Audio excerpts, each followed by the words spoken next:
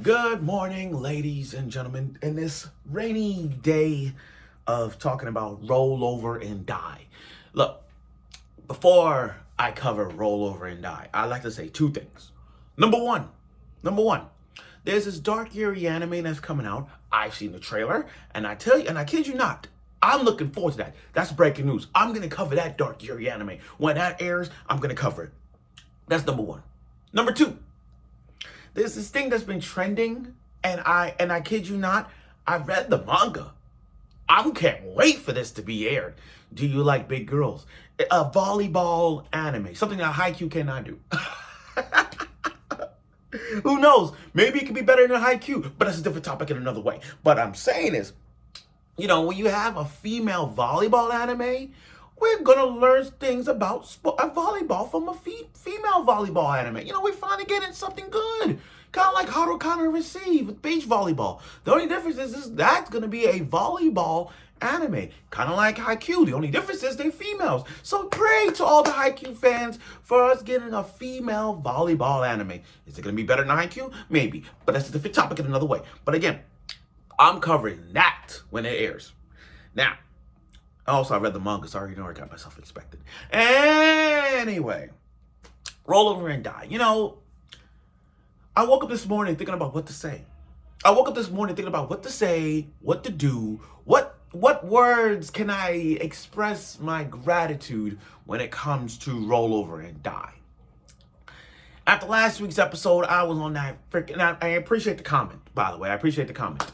I woke up this morning thinking about what to say, what reaction that I'm gonna get out of my chest. Something that you just gotta thing vibe. But after watching this episode, I said to myself, you know what? Karma's a bitch. You ever heard that expression? Karma is a bitch. And like this episode, we have seen the karma for this guy who I can't stand. He reminds me of bitch from Rise of the Shoe Hero, aka mine, bitch. Every time I want to see her, I want her to choke, I want her to slap her in the face, I want her to punch her in the face. Hell, I want her to send her to the world of Goblin Slayer. Let the goblins do their work. But in this case, I'm kind of like, interesting. But anyway, let's get right to it. Episode 7 of this. Okay, so after last week with this cliffhanger, I was worried about Flum. The streets put Flum the murderer. Everybody here is putting Flum the effing murderer. And I'm just like, oh my God, everybody is targeting Flum because of this dick of a guy, Dan. I hate that guy. I freaking hate that guy. Turns out in the episode we found out he's a former noble. So he has the guards, he has his flunkies and all that stuff around him. He basically controlled the Western District. He basically got everybody in his area, the guards, the freaking to the flunkies he has. And like this guy, how a former noble, like this guy, I don't give a damn if you're a former noble. You have no right to treat Flum like that. Now, Flum, the whole thing was a fox hunt. Everybody was coming after Flum. Everybody wants to murder Flum. I mean, she got shot with a bow and arrow, and she literally just regenerated herself. She literally just jumping from Spider-Man to Spider-Man, jumping one building to another building, trying to survive. And then I was worried about Milk Kid because they got his flunkies got the whole house surrounded. They were gonna do something worse to Milk Kid. I don't want nothing bad happen to Milk Kid. But leave it to Eterna to just stop them in their tracks. I'm proud of that. But here's the scene that got me pissed off. This part got me pissed off. She was backs against the wall. There were times that I wanted to see Deanne dead. There were times I wanted to see him dead by the hands of Flum. I want to see Flum murder this guy. I kid you not. He's one of those guys that he did not deserve a second chance. Don't get me wrong. There are characters who deserve a second chance. People like Orochimaru, people like Dabi, people like Endeavor, there are certain characters who I think deserve a second chance. This guy right here, he does not deserve a second chance. And he wanted to go all, and he had a girl hostage.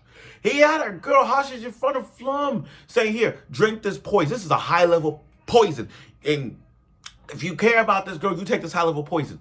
She took the freaking poison. She took the poison. Flum, I understand she got poison resistance, but they made her drink the freaking poison.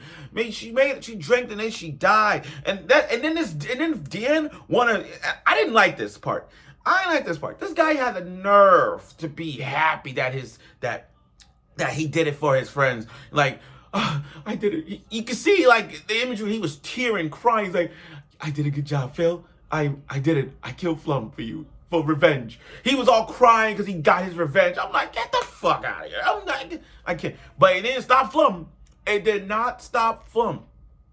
Telling them, she got right back up saying, "Oh, you took this kid hostage? That's worse than being a false accused." This is why, I'm sorry, watching Flum is like watching Now For Me from The Shield Hero. You know how Now For Me from Rising of the Shield Hero, one of the best MC isekais? Remember how he was treating like a peasant, and then falsely accused of raping mine, all that stuff. They left, and I'm like, the same thing with Flum. They accuse Flum of being all this, and when they see her protecting the girl, a hostage blindly, by the way, they all look the other way. And again, the soldiers don't believe Flum. Nobody don't believe him. But then there's one red-haired girl, Otelli. Here's the thing about Otelli: red hair, pigtails, second commander. I mean, she's freaking gorgeous. She's freaking gorgeous. I mean, Otelli is a freaking, and she's a friend of Flum. I mean, she used her ability to save Flum and that abandoned child. You know, so I had to do my research. Her name is Ink. Her name is Ink, the blind one. They're gonna call her Ink, but that's what I'm gonna call her. But she's blind. She can't see. I mean, we saw with her dragon. We saw with the tattoos covering her eyes, and that's kind of sad to see.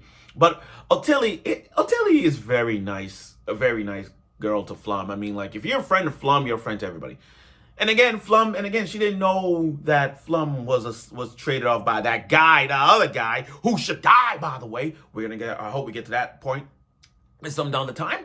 But Otelli, I can see the Uranus. The Uranus of her is so, like, she love her commander. Like, she really, you know how they touch themselves, that kind of vibe. She has that kind of fetish for the girl. I mean, for the captain. She talks about her lips, her legs, her shoulders, the sense of the nostril. They kind of beep, that kind of part. I mean, we all know what she's talking about.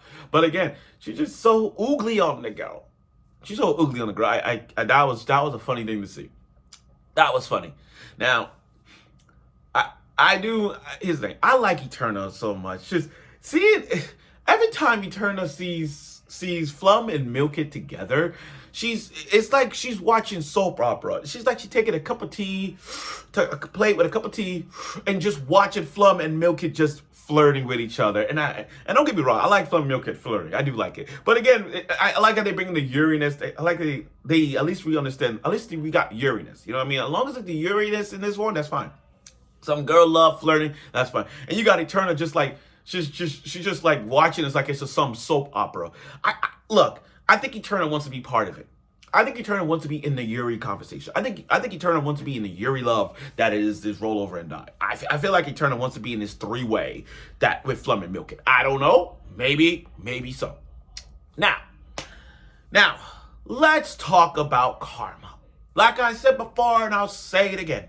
Karma's a bitch. Karma is a freaking bitch. Because you got this guy, DN, you know, trying to kill Flum. And I'm like, you're trying to kill Flum not once, not twice, 3 times. You try to kill Flum. You try to kill Flum, and he ain't gonna work. So when he's in his hideout, his flunky, this giant-ass flunky dude came in, act like nothing ever, act like he's just a regular dude. Hey, you're okay? And he just got caught by the guards. The guards and the flunkies are abandoning him because he can't handle the job done. And you know what?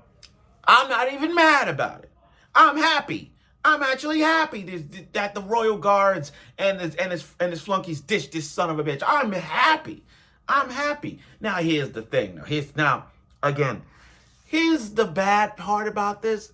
not that it has to do with him, but the fact that this big dude is actually now owning the Western District is kind of bad now. That's kind of messed up. I don't like that. I don't like that. I really don't like that. On the one hand, yeah, Deanne is out. He's gone. Kill this guy. Let's arrest this guy, kill him. I don't care. Get rid of him. But on the other hand, the flunky now taking control of it.